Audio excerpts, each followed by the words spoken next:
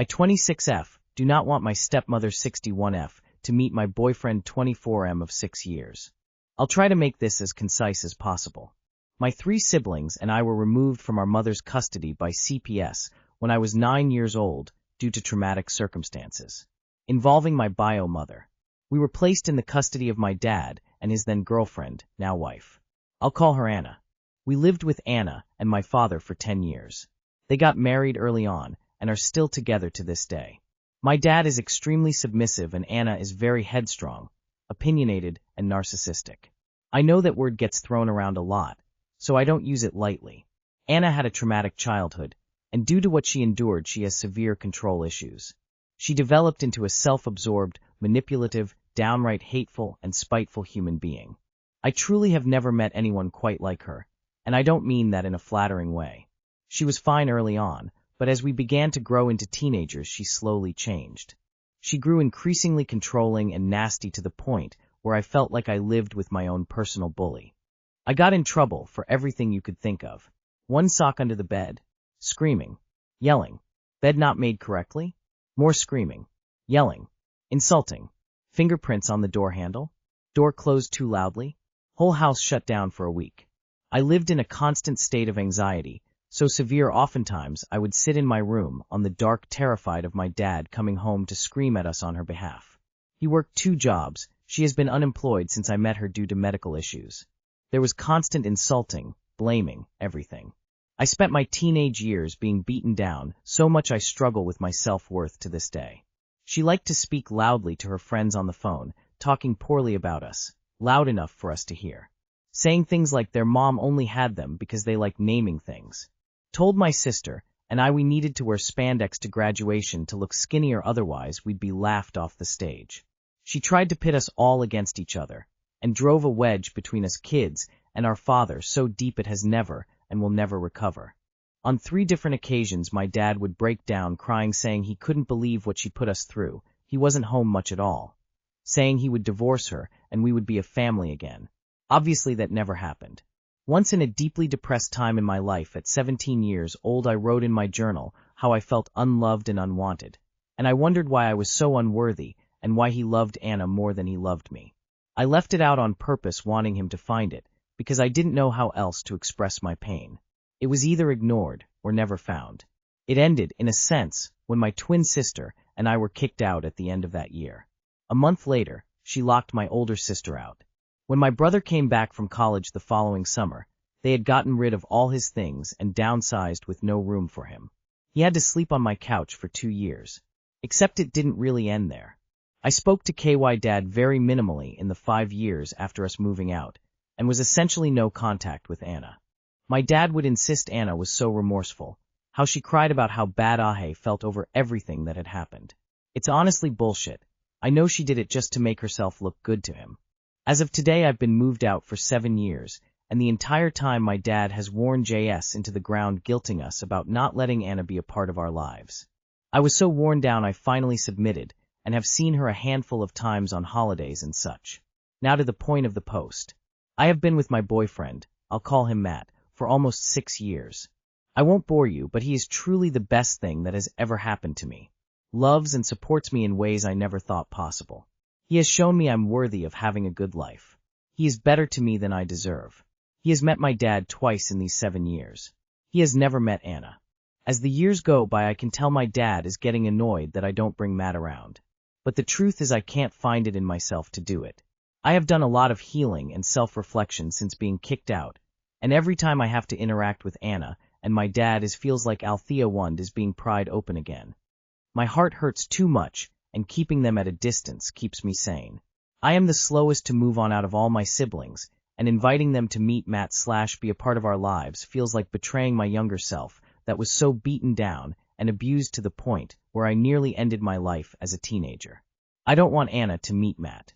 I don't want her near him at all. I wasn't able to put my foot down and keep Anna away from me, but having her meet him feels like losing that last bit of control I have over the situation. I don't want to give her even the slightest chance to judge me, or judge him, or talk badly about us behind our backs. Simply put, she ruined my childhood, and she doesn't deserve to meet the man that saved me. Not soon, but in the next few years we plan to marry. I will invite my dad, rocky as our relationship is, but I don't want Anna anywhere near it. I just want someone's opinion, as I don't have any friends, and my sisters are really the only people I've told my stance on this to. Neither think I'm overreacting, but what do you think? I don't know if I'm being dramatic. Please help, sad face. You will probably have to elope, or have a very small wedding if you want to exclude your father's wife. I can't even believe you speak to your father.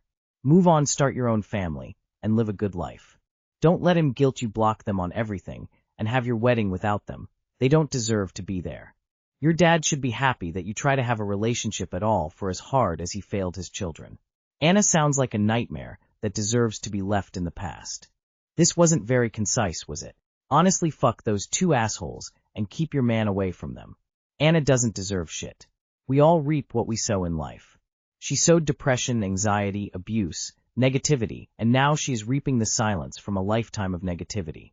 Stand your ground.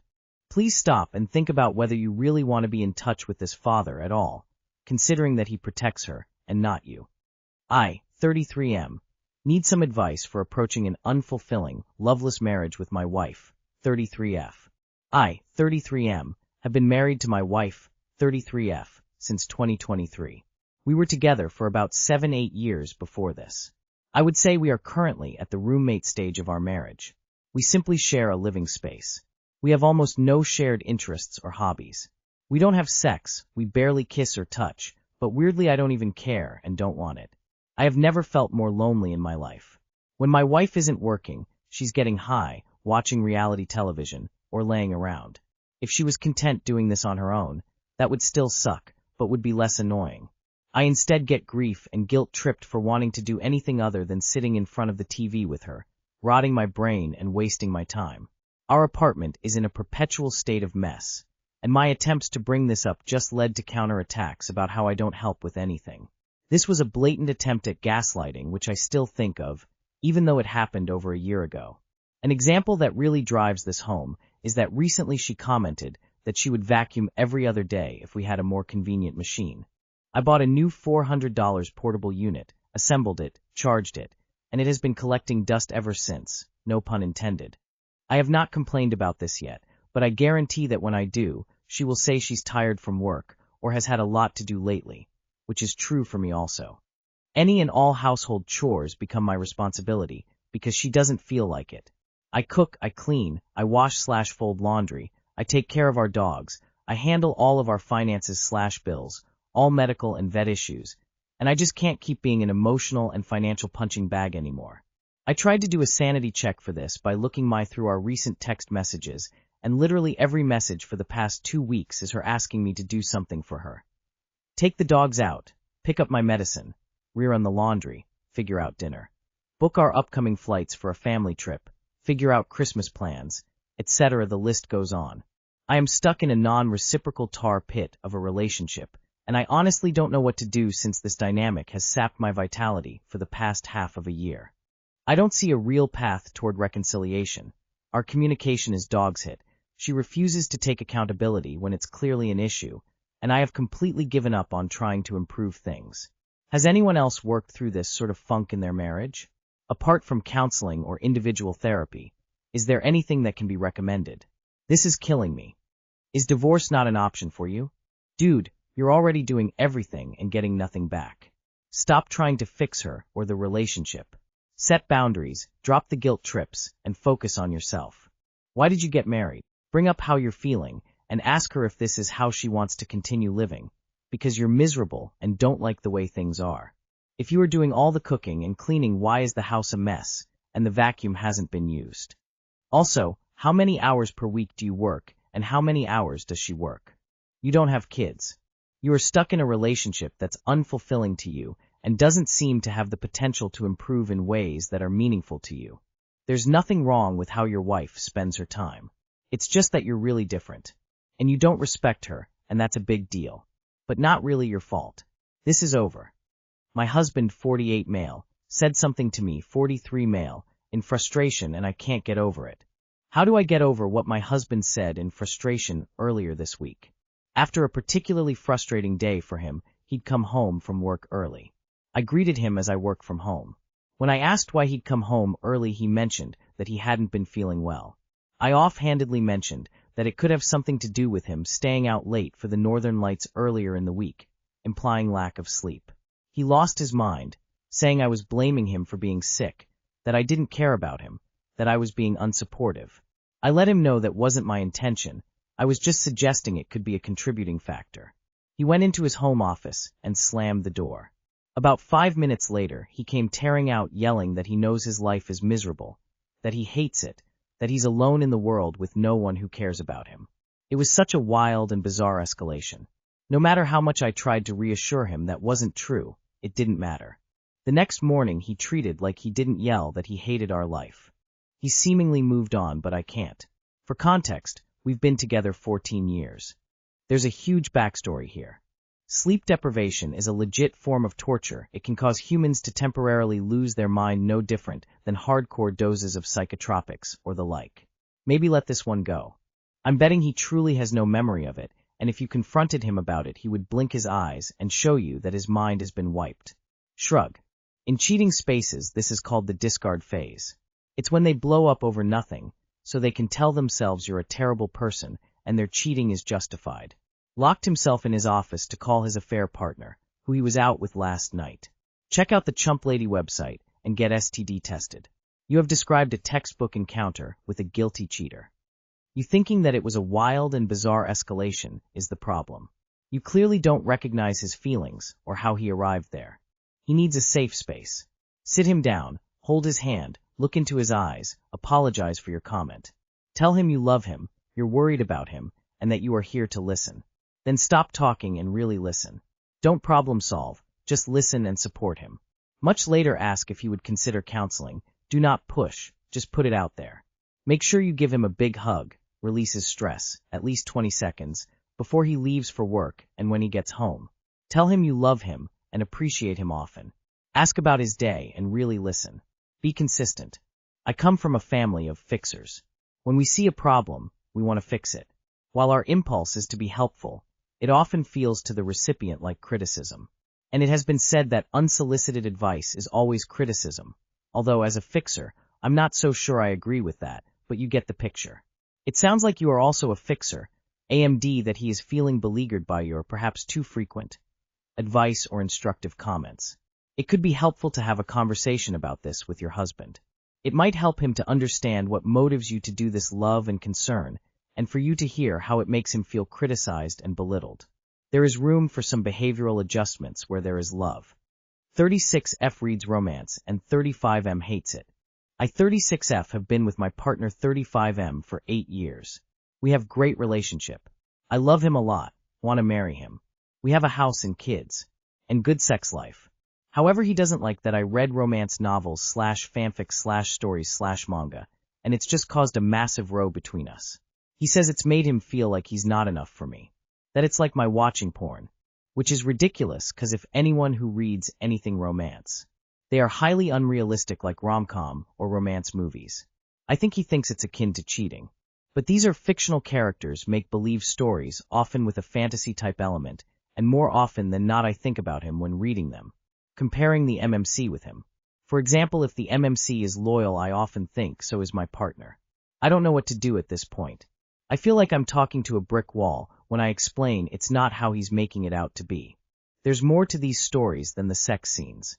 I genuinely enjoy the stories and plot. And yeah, they invoke an emotional response, but isn't that the point of a good story?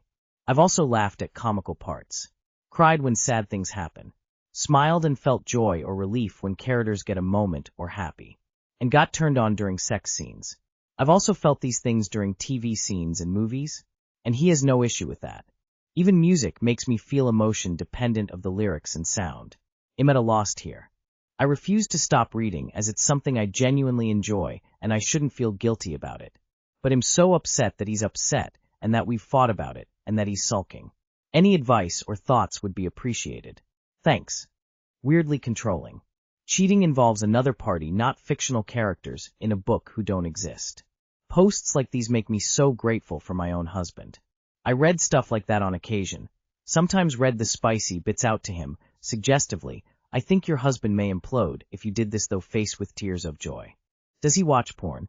Does he watch films or shows with romantic subplots, romantic scenes, sex scenes? Everyone is allowed to have preferences and things they aren't comfortable with, but likening it to cheating points to a much deeper insecurity on his part. This is definitely a him issue, and he might benefit from working on his self-esteem if he's feeling this threatened by something reasonably innocuous. Expressing his discomfort is one thing, but it sounds like he's implying you're cheating on him and he's now sulking, i.e., emotionally punishing you, neither of which have a place in a healthy relationship. It's his responsibility to work on this. I haven't seen anyone that asked this, so I will, but how much time do you spend reading? As a lover of books and good romance myself, if I find a good series, I will sit the entire weekend and binge it. So maybe the insecurity is more driven by the quantity of time you dedicate to the books rather than the books itself?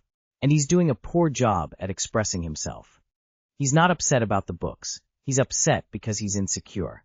Romance novels aren't cheating, they're fiction. You reacting emotionally to a story is totally normal, the same way people cry during movies or get attached to characters. You've explained yourself clearly. If he refuses to hear it, that's about him, not your reading habits. You shouldn't give up a hobby you genuinely love just to manage his insecurity. He needs to work on why this feels threatening to him, because nothing you're doing is wrong. Keep reading book girly.